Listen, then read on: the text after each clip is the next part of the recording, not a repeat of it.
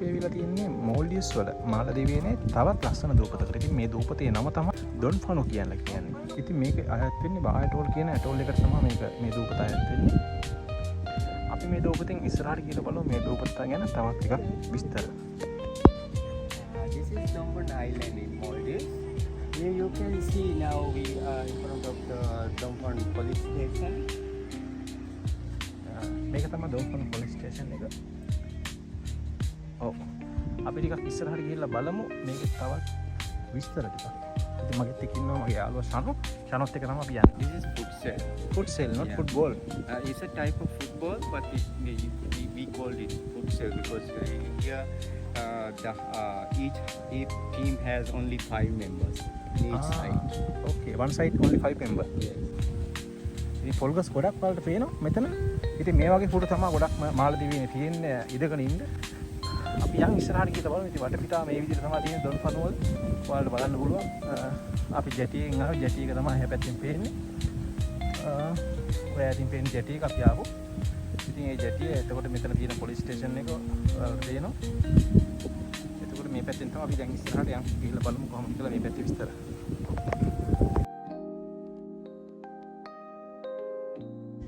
Yeah, now you can see the Dombon mosque here. It's maybe the main mosque, the Friday mosque. It usually used to do Friday prayer. මේක තමයි මුස්ලිම් පල්ලිය කියලා කියන්නේ. ඉතින් ඩොන්ෆනෝ වල තියෙන ප්‍රධාන මුස්ලිම් පල්ලිය තමයි මේ ඔයාලට පේන්න තියෙන්නේ. ඉතින් හරිම ලස්සනයි. අලුතෙන් හදුවා වගේ තියෙන්නේ අලුත් වැඩියා කරලා වගේ හරිම ලස්සනයි.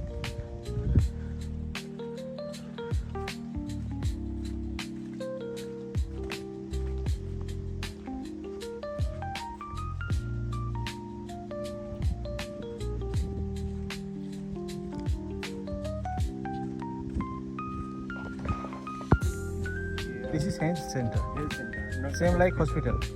No, not so much facilities. Only little bit first aid like facilities you can get it from here. If you want to have more operation like things, you have to go another big hospital. This is not a hospital, only the health center. This is. Okay. ඉතින් මේක පොඩා රෝහලක් තමයි. ඉතින් පොඩි කටයුතු තමයි මේකෙන් සිද්ධ කරන්න කියලා කියන්නේ. ඉතින් ඊට අමතරව ලොකු සර්ජරි මොන හරි ඔපරේෂන් කරගන්නවා නම් වෙන තැනක තමයි යන්න තියෙන්නේ වෙන දූපතක. ඉතින් මේ ආවට තියෙනවා තව දූපත් වල රෝහල්. ඉතින් ඒ ප්‍රධාන රෝහලකට තමයි යන්න පුළුවන්. ඉතින් අපි තව ටික ඉස්සරහට ගිහලා බලමු. Yeah, this is for house use drinking water made by the council office for collecting the rainwater. So when people, those who want to have rainwater, they can collect it from here.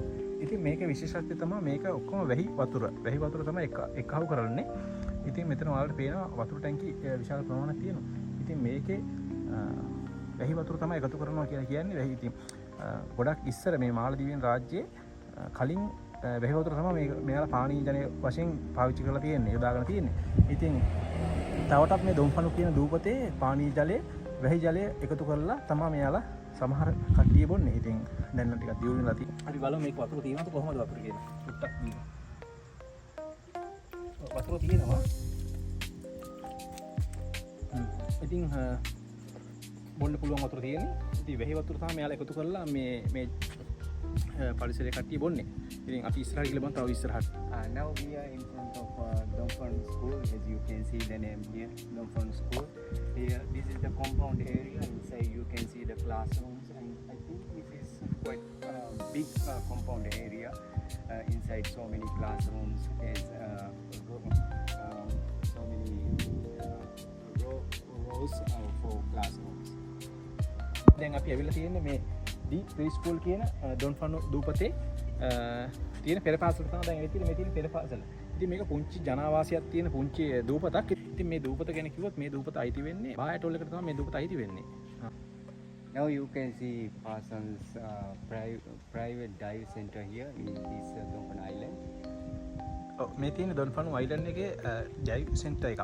ඒ කියන්නේ කිවිඳෙන්ද තියෙන centre එකක්. like park. ඉතින් මේක තමයි කුඩා ළමුන්ට සෙල්ලම් කරන්න හදලා තියෙන පාර්ක් එකක් ඩොන්ෆනෝ වල තියෙන. ඉතින් ඔයාලට පේනවා පොඩි පොඩි සෙල්ලම් කරන්න දේවල් තමයි තියෙන්නේ මේකේ.